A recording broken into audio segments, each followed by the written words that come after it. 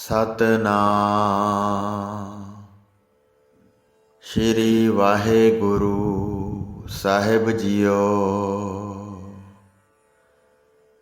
ਪਰਮ ਸਨਮਾਨਯੋਗ ਗੁਰੂ ਰੂਪ ਗੁਰੂ ਖਾਲਸਾ ਸਾਧ ਸੰਗਤ ਜੀ, ਵਾਹਿਗੁਰੂ ਜੀ ਕਾ ਖਾਲਸਾ, ਵਾਹਿਗੁਰੂ ਜੀ ਕੀ ਫਤਿਹ।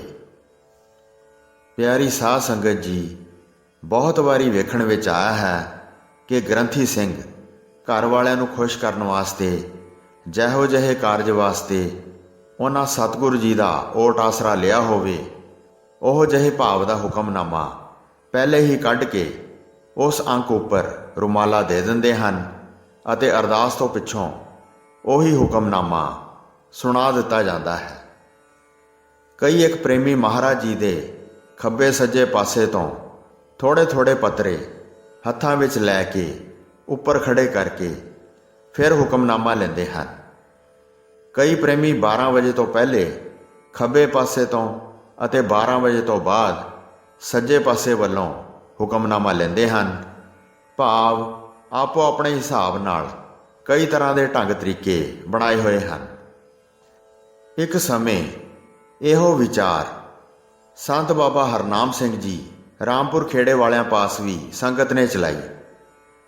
ਬਾਬਾ ਜੀ ਨੇ ਜਿਵੇਂ ਗੁਰਮਰਿਆਦਾ ਅਨੁਸਾਰ ਪਹਿਲੇ ਹੁਕਮਨਾਮਾ ਲੈਂਦੇ ਸਨ, ਉਹ ਸੰਗਤ ਨੂੰ ਦੱਸਿਆ।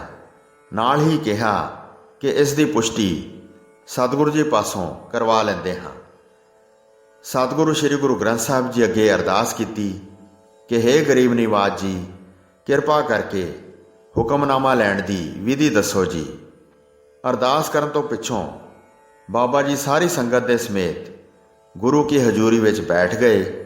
ਸਾਰੇ ਸ਼ਾਂਤ ਚਿੱਤ ਇਕਾਗਰ ਬਿਰਤੀ ਵਿੱਚ ਬੈਠੇ ਸਿਮਰਨ ਕਰ ਰਹੇ ਸਨ ਕਿ ਆਪ ਜੀ ਨੂੰ ਸਤਿਗੁਰੂ ਸ੍ਰੀ ਗੁਰੂ ਗ੍ਰੰਥ ਸਾਹਿਬ ਜੀ ਦੀ ਤਾਬਿਆ ਬਾਬਾ ਬੁੱਢਾ ਜੀ ਦੇ ਦਰਸ਼ਨ ਹੋਏ।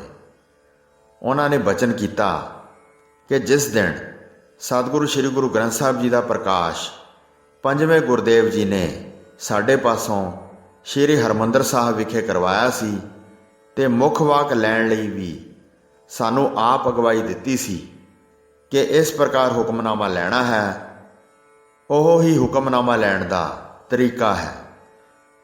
ਬਾਬਾ ਬੁੱਢਾ ਜੀ ਨੇ ਹੋਰ ਵਿਸਥਾਰ ਸਹਿਤ ਦੱਸਿਆ ਕਿ ਜਿਵੇਂ ਆਮ ਪ੍ਰੇਮੀ ਹੁਕਮਨਾਮਾ ਜਿੱਥੋਂ ਚੇਤਾਵੇ ਪੜ੍ਹ ਲੈਂਦੇ ਹਨ, ਜਾਂ ਸਵੇਰ ਸ਼ਾਮ ਦਾ ਭਰਮ ਕਰਦੇ ਹਨ, ਜਾਂ ਪੱਤਰੇ ਖੜੇ ਕਰਕੇ ਹੁਕਮ ਲੈਂਦੇ ਹਨ, ਇਹ ਸਤਿਗੁਰੂ ਜੀ ਦੀ ਦੱਸੀ ਮਰਿਆਦਾ ਦੇ ਉਲਟ ਹੈ। ਇਸ ਵਿੱਚ ਸਤਿਗੁਰੂ ਜੀ ਦੀ ਖੁਸ਼ੀ ਨਹੀਂ ਹੈ। ਅਰਦਾਸ ਕਰਨ ਤੋਂ ਪਿੱਛੋਂ ਹੁਕਮਨਾਮਾ ਲੈਣ ਤੋਂ ਪਹਿਲੇ ਮੂਲ ਮੰਤਰ ਦਾ 5 ਵਾਰੀ ਪਾਠ ਕਰਨਾ ਚਾਹੀਦਾ ਹੈ, ਜਾਂ ਚਾਰੇ ਮੰਗਲਾ ਚਰਨ ਜੋ ਸ੍ਰੀ ਗੁਰੂ ਗ੍ਰੰਥ ਸਾਹਿਬ ਜੀ ਵਿੱਚ ਦਰਜ ਹਨ, ਉਹ ਚਾਰੇ ਜੇਕਰ ਪੜ੍ਹੇ ਜਾਣ ਤਾਂ ਅਧਿਕ ਲਾਭ ਹੁੰਦਾ ਹੈ। ਫਿਰ ਸਤਿਗੁਰੂ ਜੀ ਦੇ ਦਰਸ਼ਨਾਂ ਦਾ ਸ਼ਲੋਕ ਪੜ੍ਹ ਕੇ ਰੁਮਾਲਾ ਉਤਾਰਨਾ ਚਾਹੀਦਾ ਹੈ। ਸ੍ਰੀ ਗੁਰੂ ਗ੍ਰੰਥ ਸਾਹਿਬ ਜੀ ਸਤਿਗੁਰੂ ਜੀ ਦਾ ਹਿਰਦਾ ਹੈ, ਸਮੇਂ ਦਾ ਭਰਮ ਨਹੀਂ ਕਰਨਾ। ਪ੍ਰੇਮ ਦੇ ਸ਼ਬਦ ਪੜ੍ਹਦੇ ਹੋਏ ਸੱਜੇ ਜਾਂ ਖੱਬੇ ਪਾਸੇ ਤੋਂ ਸਹਿਜ ਵਿੱਚ ਮਹਾਰਾਜ ਜੀ ਦੇ ਜਿੰਨੇ ਵੀ ਪੱਤਰੇ ਹੱਥ ਵਿੱਚ ਆ ਜਾਣ, ਦੋਵਾਂ ਹੱਥਾਂ ਨਾਲ ਚੁੱਕ ਕੇ ਦੂਸਰੇ ਪਾਸੇ ਪਰਤ ਦਿਓ। ਖੱਬੇ ਪੱਤਰੇ ਤੋਂ ਜਿਹੜਾ ਸ਼ਬਦ ਸ਼ਲੋਕ ਚੱਲਦਾ ਹੈ, ਉਹ ਸਤਿਗੁਰੂ ਜੀ ਦਾ ਅਸਲੀ ਹੁਕਮਨਾਮਾ ਹੈ। ਜੇ ਸ਼ਲੋਕ ਖੱਬੇ ਪੰਨੇ ਦੇ ਉੱਪਰੋਂ ਆਰੰਭ ਹੋਵੇ ਤਦ ਉੱਥੋਂ ਪੜ੍ਹਨਾ ਆਰੰਭ ਕਰਨਾ ਚਾਹੀਦਾ ਹੈ। ਜੇ ਉਹ ਪਿਛਲੇ ਪੰਨੇ ਤੋਂ ਚੱਲਦਾ ਹੈ ਜਾਂ ਆਰੰਭ ਹੁੰਦਾ ਹੈ, ਤਦ ਖੱਬੇ ਪਾਸੇ ਦਾ ਪੱਤਰਾ ਪਰਤ ਕੇ ਆਰੰਭ ਤੋਂ ਇਹ ਸ਼ਲੋਕ ਪੜ੍ਹੋ। ਜੇ ਅਗਾਂਹ ਪੌੜੀ ਹੋਵੇ, ਉਸ ਨੂੰ ਵੀ ਨਾਲ ਹੀ ਪੜ੍ਹਨਾ ਹੈ। ਇਸ ਵਿੱਚ ਹੀ ਸਤਿਗੁਰੂ ਜੀ ਦੀ ਖੁਸ਼ੀ ਹੈ। ਬਾਬਾ ਜੀ ਪਹਿਲਾਂ ਵੀ ਇਸੇ ਤਰ੍ਹਾਂ ਹੀ ਹੁਕਮਨਾਮਾ ਲਿਆ ਕਰਦੇ ਸਨ, ਪਰ ਹੁਣ ਤਾਂ ਪਹਿਲੇ ਅਕੀਦੇ ਦੀ ਹੋਰ ਵੀ ਪ੍ਰੌੜਤਾ ਹੋ ਗਈ।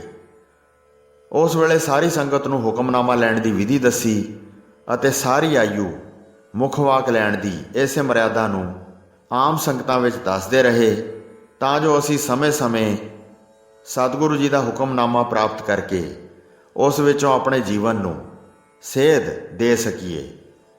ਕਈ ਵਾਰੀ ਕਈ ਪ੍ਰੇਮੀ ਮਹਾਰਾਜ ਜੀ ਦਾ ਸਹਿਜ ਪਾਠ ਜਾਂ ਸ਼੍ਰੀ ਅਖੰਡ ਪਾਠ ਸਾਹਿਬ ਕਰਦੇ ਆਪਣੀਆਂ ਕੂਹਣੀਆਂ ਮੰਜੀ ਸਾਹਿਬ ਉੱਪਰ ਰੱਖ ਕੇ ਉਸ ਦਾ ਆਸਰਾ ਲੈ ਲੈਂਦੇ ਹਨ, ਪਰ ਇਸ ਤਰ੍ਹਾਂ ਕਰਨਾ ਗੁਰੂ ਸਾਹਿਬ ਜੀ ਦੀ ਬੇਅਦਬੀ ਹੈ। ਅਜਿਹਾ ਕਰਨ ਤੋਂ ਹਮੇਸ਼ਾ ਸੰਕੋਚ ਕਰਨਾ ਚਾਹੀਦਾ ਹੈ। ਨੱਕ, ਮੂੰਹ, ਅੱਖਾਂ ਜਾਂ ਪੈਰਾਂ ਨੂੰ ਹੱਥ ਲਾ ਕੇ ਜਾਂ ਸਰੀਰ 'ਤੇ ਖੁਜਲੀ ਆਦਿ ਕਰਕੇ ਗੁਰੂ ਮਹਾਰਾਜ ਜੀ ਦੇ ਪੰਨਿਆਂ ਨੂੰ ਹੱਥ ਨਹੀਂ ਲਗਾਉਣਾ ਚਾਹੀਦਾ।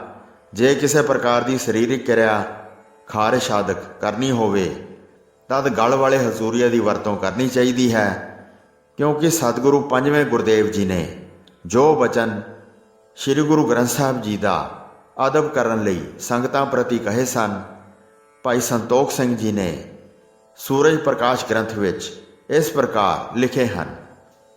ਮੇਰੇ ਸਰੂਪ ਤੇ ਆਤੇ ਹੈ ਦੀਰਘ ਸਾਹਿਬ ਜਾਨ ਅਦਾਇਬ ਕਹਿ ਹੋ। ਸੋ ਅਸੀਂ ਸਤਿਗੁਰੂ ਸ੍ਰੀ ਗੁਰੂ ਗ੍ਰੰਥ ਸਾਹਿਬ ਜੀ ਨੂੰ ਦਸਾਂ ਪਾਤਸ਼ਾਹੀਆਂ ਦਾ ਪ੍ਰਤੱਖ ਰੂਪ ਜਾਣ ਕੇ ਜਿੰਨਾ ਵਧੇਰੇ ਤੋਂ ਵਧੇਰੇ ਆਦਬ ਸਤਿਕਾਰ ਕਰਾਂਗੇ ਓਨਾ ਹੀ ਜ਼ਿਆਦਾ ਲਾਭ ਪ੍ਰਾਪਤ ਹੋਵੇਗਾ। ਜੇ ਨਾ ਕਰਾਂਗੇ, ਗੁਰੂ ਸਾਹਿਬ ਤਾਂ ਮਾਨ ਅਪਮਾਨ ਤੋਂ ਉੱਪਰ ਹਨ। ਸਤਿਕਾਰ ਕਰਨ ਵਿੱਚ ਆਪਾਂ ਨੂੰ ਹੀ ਲਾਹਾ ਹੈ। ਗੁਰੂ ਪਾਤਸ਼ਾਹ ਜੀ ਨੂੰ ਕੋਈ ਵਾਧਾ ਘਾਟਾ ਨਹੀਂ। ਸਤਿਕਾਰ ਅਦਬ ਅਸੀਂ ਆਪਣੇ ਭਲੇ ਹਿੱਤ ਕਰਨਾ ਹੈ, ਨਾ ਕਿ ਗੁਰੂ ਸਾਹਿਬ 'ਤੇ ਕੋਈ ਅਹਿਸਾਨ ਵਜੋਂ। ਬਾਬਾ ਜੀ ਸਤਿਗੁਰੂ ਸ੍ਰੀ ਗੁਰੂ ਗ੍ਰੰਥ ਸਾਹਿਬ ਜੀ ਨੂੰ ਦਸਾਂ ਪਾਤਸ਼ਾਹੀਆਂ ਦਾ ਪ੍ਰਤੱਖ ਸਰੂਪ ਜਾਣ ਕੇ ਸੇਵਾ ਕਰਦੇ ਅਤੇ ਹਜ਼ੂਰੀ ਵਿੱਚ ਵਿਚਰਦੇ ਸਨ। ਸਰਬ ਸੰਗਤ ਜੋ ਵੀ ਉਹਨਾਂ ਦੇ ਸੰਪਰਕ ਵਿੱਚ ਆਉਂਦੀ ਸੀ, ਉਹਨਾਂ ਨੂੰ ਸਤਿਗੁਰੂ ਸ੍ਰੀ ਗੁਰੂ ਗ੍ਰੰਥ ਸਾਹਿਬ ਜੀ ਦਾ ਅਦਬ ਸਤਿਕਾਰ ਦਸਾਂ ਪਾਤਸ਼ਾਹੀਆਂ ਦਾ ਸਰੂਪ ਜਾਣ ਕੇ ਕਰਨ ਲਈ ਪ੍ਰੇਰਨਾ ਕਰਦੇ।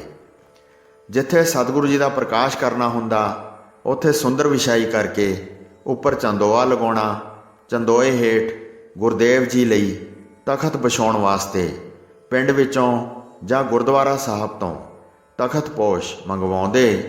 ਤਖਤ ਪੋਸ਼ ਚੰਗੀ ਤਰ੍ਹਾਂ ਧੋ ਕੇ ਸੁੱਕਾ ਕਰਵਾ ਕੇ ਉਸ ਉੱਪਰ ਸੁੰਦਰ ਆਸਨ ਵਿਛਵਾਉਂਦੇ। ਉਸ ਤਖਤ ਉੱਪਰ ਮੰਜੀ ਸਾਹਿਬ ਰਖਵਾ ਕੇ ਮੰਜੀ ਸਾਹਿਬ ਉੱਪਰ ਛੋਟੀ ਤਲਾਈ ਸੁਸ਼ੋਭਿਤ ਕਰਦੇ।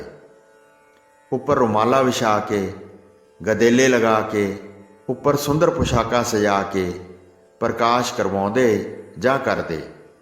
ਪ੍ਰਕਾਸ਼ ਕਰਨ ਸਮੇਂ ਸਤਿਗੁਰੂ ਜੀ ਦੇ ਸਰੂਪ ਦੀ ਜਿਲਦ ਦਾ ਵਧਿਆ ਗੱਤਾ ਜੋ ਸੁੱਖ ਆਸਨ ਕਰਨ ਵੇਲੇ ਗੁਰੂ ਮਹਾਰਾਜ ਜੀ ਦੇ ਸਰੂਪ ਉੱਪਰ ਦੀ ਲੰਘਾਈ ਦਾ ਹੈ, ਉਸ ਨੂੰ ਕਈ ਪ੍ਰੇਮੀ ਪ੍ਰਕਾਸ਼ ਕਰਨ ਸਮੇਂ ਮੋੜ ਕੇ ਸਤਿਗੁਰਾਂ ਦੇ ਸਰੂਪ ਹੇਠ ਦੇ ਦਿੰਦੇ ਹਨ। ਉਸ ਗੱਤੇ ਨੂੰ ਹਮੇਸ਼ਾ ਬਾਹਰ ਰੱਖਣਾ ਚਾਹੀਦਾ ਹੈ। ਕਦੀ ਵੀ ਸਤਿਗੁਰੂ ਸ੍ਰੀ ਗੁਰੂ ਗ੍ਰੰਥ ਸਾਹਿਬ ਜੀ ਦੇ ਹੇਠਾਂ ਨਹੀਂ ਦੇਣਾ। ਸਤਿਗੁਰਾਂ ਦਾ ਪ੍ਰਕਾਸ਼ ਕਰਾ ਕੇ ਦੋਹਰੀਆਂ ਪਲਕਾਂ ਲਗਾਉਂਦੇ ਤੇ ਫਿਰ ਉੱਪਰ ਸੁੰਦਰ ਰੁਮਾਲਾ ਸਜਾਉਂਦੇ। ਇੱਕ ਦਿਨ ਇੱਕ ਪ੍ਰੇਮੀ ਨੇ ਪੁੱਛਿਆ ਕਿ ਸਤਿਗੁਰੂ ਜੀ ਦਾ ਪ੍ਰਕਾਸ਼ ਕਰਨ ਲਈ ਤਖਤ ਪੋਸ਼ ਕਿਉਂ ਜ਼ਰੂਰੀ ਹੈ। ਬਾਬਾ ਜੀ ਨੇ ਉੱਤਰ ਦਿੱਤਾ ਕਿ ਆਪਾਂ ਸਾਰੇ ਸਤਿਗੁਰੂ ਜੀ ਦੇ ਹਜ਼ੂਰ ਜਦ ਅਰਦਾਸ ਕਰਦੇ ਹਾਂ ਤਦ ਆਪ ਹੀ ਕਹਿੰਦੇ ਹਾਂ ਕਿ ਤਖਤ ਚੌਰ ਦੇ ਮਾਲਕ ਸਤਿਗੁਰੂ ਜੀਓ। ਚੌਰ ਤਾਂ ਅਸੀਂ ਕਰ ਰਹੇ ਹੁੰਦੇ ਹਾਂ, ਪਰ ਕਈ ਵਾਰੀ ਤਖਤ ਬਣਾਏ ਤੋਂ ਬਗੈਰ ਹੀ ਮੰਜੀ ਸਾਹਿਬ 'ਤੇ ਪ੍ਰਕਾਸ਼ ਕਰ ਦਿੰਦੇ ਹਾਂ। ਭਾਵੇਂ ਅਸੀਂ ਸਤਿਗੁਰੂ ਜੀ ਦੇ ਲਾਇਕ ਦਾ ਤਖਤ ਨਹੀਂ ਬਣਾ ਸਕਦੇ, ਪਰ ਫਿਰ ਵੀ ਜਿੰਨੀ ਕੁ ਸਾਡੇ ਵਿੱਚ ਸਮਰੱਥਾ ਹੈ ਉਸ ਅਨੁਸਾਰ ਉੱਚਾ ਸਿੰਘਾਸਨ ਬਣਾ ਕੇ ਉਸ ਉੱਪਰ ਸਤਿਗੁਰਾਂ ਨੂੰ ਪ੍ਰਕਾਸ਼ ਕਰਨਾ ਚਾਹੀਦਾ ਹੈ।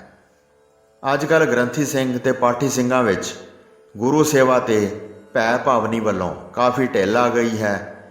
ਇਸ ਢਿੱਲ ਨੂੰ ਦੂਰ ਕਰਨ ਲਈ ਸਾਰੀ ਕੌਮ ਨੂੰ ਸੁਚੇਤ ਹੋਣ ਦੀ ਲੋੜ ਹੈ।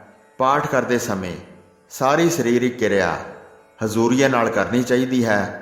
ਦੂਸਰੇ ਕਈ ਪ੍ਰੇਮੀਆਂ ਦਾ ਸੁਭਾਅ ਬਣ ਗਿਆ ਹੁੰਦਾ ਹੈ ਕਿ ਜਦੋਂ ਉਹ ਪਾਠ ਕਰਦੇ ਹਨ ਤਾਂ ਬਾਹਾਂ ਦੀਆਂ ਕੂਹਣੀਆਂ ਨੂੰ ਮੰਜੀ ਸਾਹਿਬ ਦੇ ਉੱਪਰ ਆਸਰੇ ਲਈ ਰੱਖ ਲੈਂਦੇ ਹਨ।